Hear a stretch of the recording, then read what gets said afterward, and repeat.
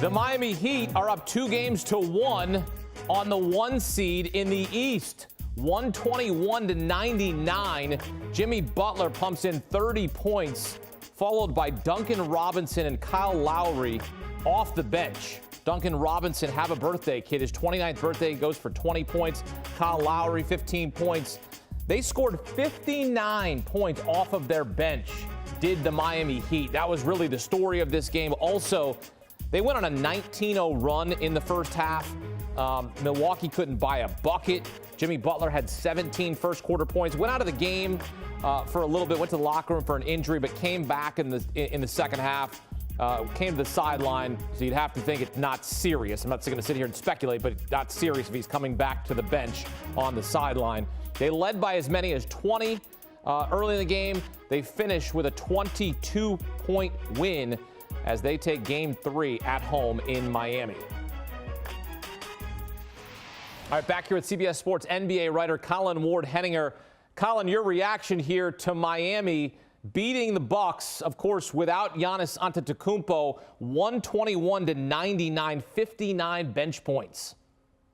Yeah, I mean, this is why nobody wanted to play Miami in the first round. This is why Philadelphia is happy that Miami dropped out of that 6th seed. This is why Boston is happy that Miami lost to Atlanta in the play-in game, because the Miami Heat are made for the playoffs, and Jimmy Butler came out. Usually in the first quarter, he kind of feels things out, tries to get his teammates involved. The exact opposite tonight. He came out, scored 17 points in the first quarter, was completely aggressive, scoring the ball. He knew what his team needed from him. And once he did that, he collapsed that Milwaukee defense, forced them to guard him. Then they started kicking out and knocking down threes. Obviously, the role players stepped up. You mentioned the bench points. The crowd was going crazy, and they smelled blood in the water with Giannis Antetokounmpo out of the game. Obviously, in Game 2, Milwaukee got super hot from three-point range, but I think Miami knew that they weren't going to shoot as well this game, so they came out with aggression, and they were just stomped on Milwaukee's face for the entire game, basically.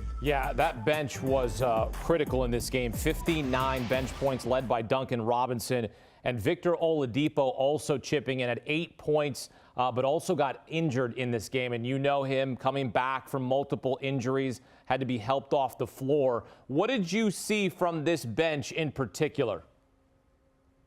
Yeah, I just saw them being aggressive. Eric Spoelstra is always talking about, specifically with Duncan Robinson, he just wants him to shoot the ball. He wants him to take the looks that he gets. And you saw early, they were running plays for Robinson. He was coming off screens. And that is what he did. When he caught the ball, he raised up, he shoots the ball from the top of his head, and he's a tall guy, and he jumps on his shot, so he can get his shot off against pretty much any defense. And Spoelstra just wanted him to shoot. He saw the first couple go through, and from there, once a shooter like that sees a few go in, it's over. And you mentioned Oladipo. If he can't go, if he's out for the rest of the series, again, we don't want to speculate, but it did not look good. He was laying on the floor, grabbing his knee, telling the trainers, kind of shaking his head no. If he's unable to play, he was really the only replacement that's kind of similar to the way that Tyler Hero plays in terms of his aggression, his quickness. He was playing pretty good defense in Game 3 tonight. If he's out, that's just another loss for Miami. But again, the bench, Caleb Martin played extremely well. We talk about role players playing better at home, and that was definitely the case in Game 3. Yeah, just last month, just a year ago, it was when he made his return, and it was awesome because you're rooting for a guy like Victor Oladipo, and unfortunately gets injured in this game. Certainly will keep you posted on his status. The big star in this game that did not play and that has not played in the last 2 games is Giannis Antetokounmpo, injured in Game 1, injured his back. What are the chances that Miami beats Milwaukee here? What are the chances that Milwaukee can survive, I guess, is the question. How can the Bucks survive without Giannis? Yeah, without Giannis, I mean, you saw it in Game 2. They basically have to catch fire from three-point range. And Milwaukee shot pretty well in the first half against Miami in Game 3, but they just turned the ball over. So that's really something that they can key in on. They gave Miami a ton of free points, allowed them to get out in transition in Game 3. And when you don't have a guy like Giannis to rely on for his 30, 35, 40 points a game, you just can't make those types of mistakes. So if Giannis is unable to go in game 4, they really have to lock down and concentrate on not turning the ball over. Drew Holiday came out aggressively on offense, but he kind of slowed down. They're going to need him and Chris Middleton. And then Bobby Portis got into foul trouble. They absolutely cannot have that if Giannis isn't out there, because he is one of the only bigger players who can kind of impose his will on a defense, get to the free throw line, and also stretch it out and knock down threes. So obviously they're hoping that Giannis will be a go for game 4. And again, he doesn't solve all their problems. If Jimmy Butler's out there, it's going to be tough. It's going to be close. Miami loves to grind it out, so it's not going to be easy. But obviously, when you have the 2-time MVP on the court, it makes things a little bit easier for Milwaukee. Okay, 8 seeds are 5-73 in the first round against 1 seeds. The last 8 seed to win, 2012 76ers when they beat the Bulls after Derrick Rose tore his ACL in game 1. Giannis hurt his back in game 1. He has not played in games 2 and 3.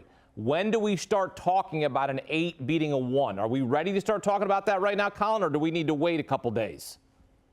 No, we can start talking about it. I mean, they're up 2-1. You know, you've heard the stats, I'm sure, about teams that go up 2-1. I think it's 70-something%. Obviously, that 30% that pulls off the victories probably have a guy like Giannis Antetokounmpo waiting in the wings to come back. But absolutely, this Miami team can do it. We saw them, being within inches of getting to the finals last season. And they just are built for the playoffs. As I said before, Eric Spoelstra is a tremendous coach. You see these guys like Gabe Vincent, like Duncan Robinson, like Max Strus kind of thrown away by the league. And suddenly Eric Spoelstra turns them into viable playoff rotation players. So you don't want to talk about it if you're a Milwaukee fan, but I'm sure they're feeling the pressure because this is not an ordinary 8 seed. They didn't play well during the regular season. They're missing one of their best players in Tyler Hero, yet here they are with a 2-1 lead on the team with the best record in the NBA. Finding a way to win despite the injuries are the Miami Heat, and now 2 wins away from being the first 8 seed to beat a 1 seed in more than a decade. I mean, this is a real possibility. My, oh my, here we are, game 3, and the Miami Heat have a 2-1 series lead. Colin, thanks. Here's a look at the series schedule ahead. Game 4 back in Miami on Monday. Milwaukee hoping to have Giannis back as the Bucks will try to even it up at 2 games apiece before heading back home for game 5.